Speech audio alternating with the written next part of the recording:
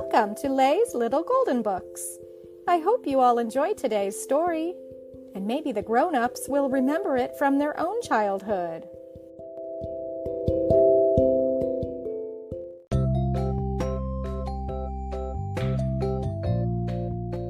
Hansel and Gretel by the Brothers Grimm, a little golden book. On the edge of a small clearing near a great forest there lived a poor woodcutter and his wife and his two children, Hansel and Gretel. The wife was the children's stepmother, and she was very cruel to them. They had always been very poor, but one time there was a great famine in the country, and the woodcutter could not earn even enough to buy any food for his family. The poor woodcutter worried day and night. Finally, he said to his wife, "What shall we do? We will surely starve. The food we have left is not enough for the children, let alone for us." "I have a plan," the stepmother said.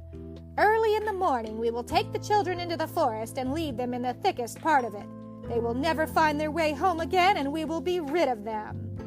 "I cannot do that," cried the woodcutter, but the cruel woman forced him to agree.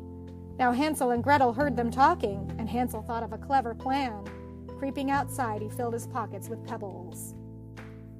The next morning, before the sun was up, the stepmother shouted to the children, "Get up, you lazy bones! We are going into the forest to cut wood.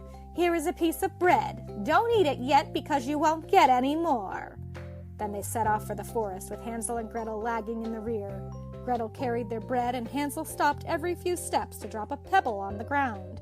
Finally, the father called back, "Hansel, hurry up! What's keeping you?" "Oh, I'm just looking at my white kitten who's sitting on the roof," said Hansel.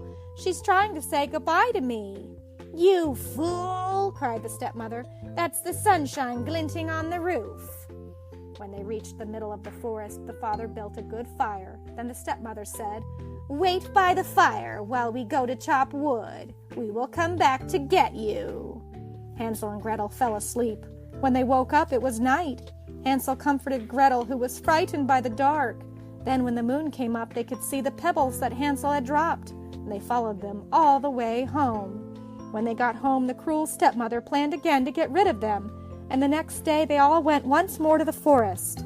This time Hansel was not able to collect pebbles. He dropped breadcrumbs instead. But when evening came, they could not find the breadcrumbs. The birds had eaten them. All night they walked, and all the next morning. Suddenly they saw before them a little house, all made of gingerbread, with windows of spun sugar. They ran toward it eagerly. Hansel ate a piece of the roof, and Gretel ate some of the window. Then they heard a voice saying, "Nibble, nibble like a mouse. Who is nibbling at my house?" The children answered, "It's only the wind," and they went on eating. Then the door of the house opened, and an old woman came out leaning on a crutch. The two children were very frightened, but the ugly old woman spoke very sweetly. "Do come in," she said.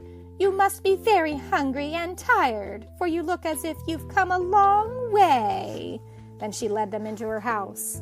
There she invited them to sit down to dinner. They were so hungry that they ate everything on the table. When they had finished, the old woman put them to bed in great comfortable beds. Now, although the old woman seemed so kind, she was really a wicked witch who ate little children. So while Hansel and Gretel were sleeping, she was thinking of the fine meal she would have. The next morning she awakened Hansel and put him into a cage. No matter how he begged to get out, her heart did not soften. Then she woke up Gretel and put her to work. "I'm going to eat you both," she said, "but first you can do some of my work." So poor Gretel had to carry water, chop kindling, scrub floors, and sweep the rooms. Gretel did not get very much to eat, but the best kind of food was given to Hansel, for the witch thought he was too thin. Each morning she asked him to stretch out his fingers so she could feel how fat he was, for she could not see well. But Hansel stuck out an old bone, so she thought he was not growing any fatter. At last the witch decided to eat him anyway. Gretel had to build the fire and fill the kettle, and she cried as she worked. Then the witch came to Gretel and said, "Crawl in the oven, Gretel, and see if it is hot enough." But Gretel replied, "I don't know how to do it. How do I climb in the oven?" "Stupid!" cried the witch. "The door is big enough. Why, I could get in myself." She bent down and put her head in the oven. Quick as a flash, Gretel pushed her in and slammed the door. Then Gretel let Hansel out of his cage. "Hansel, we're free!" she cried. "The old witch is dead!" Filling their pockets with glittering jewels from the witch's hoard, they set off through the woods, determined to find their way home.